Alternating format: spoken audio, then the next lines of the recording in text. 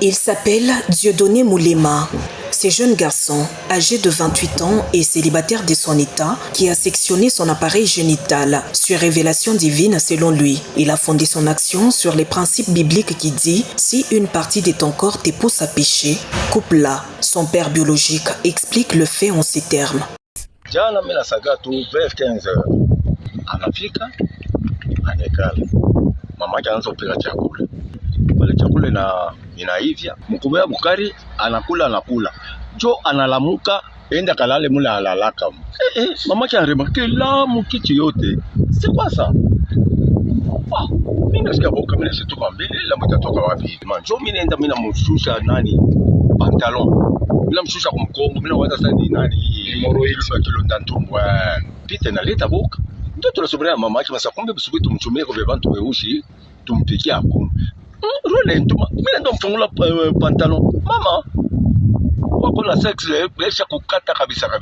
Selon les serviteurs des dieux, le prophète Serge Numbi, le jeune homme a été simplement victime d'une confusion totale dans la compréhension des saintes écritures, une mauvaise interprétation de la parole des dieux.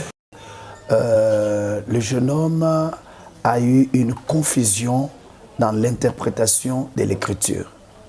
Alors, la première des choses, les versets doivent se comprendre d'abord dans la dimension prophétique. Prophétiquement parlant, le jeune homme qui a dit, Dieu lui a dit. Dieu lui a dit, et puis il s'est appuyé sur les versets de Matthieu.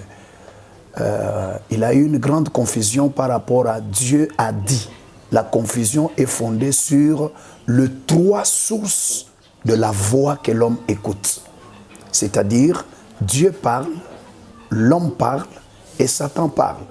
Il y a une grande confusion dans l'écoute de la parole. Si vous allez dans Samuel chapitre 3, cette confusion a visité Samuel dès son jeune âge.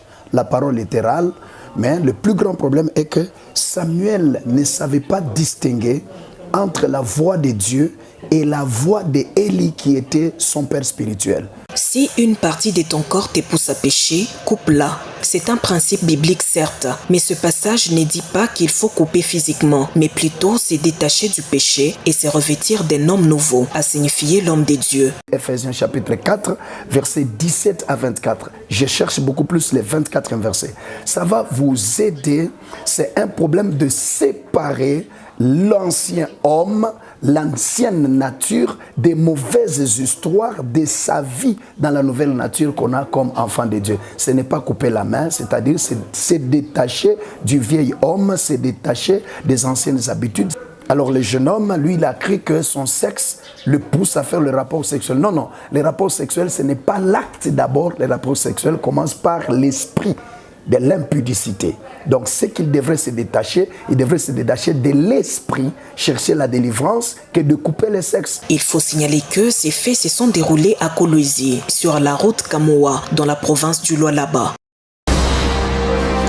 Abonnez-vous massivement à Gombo News.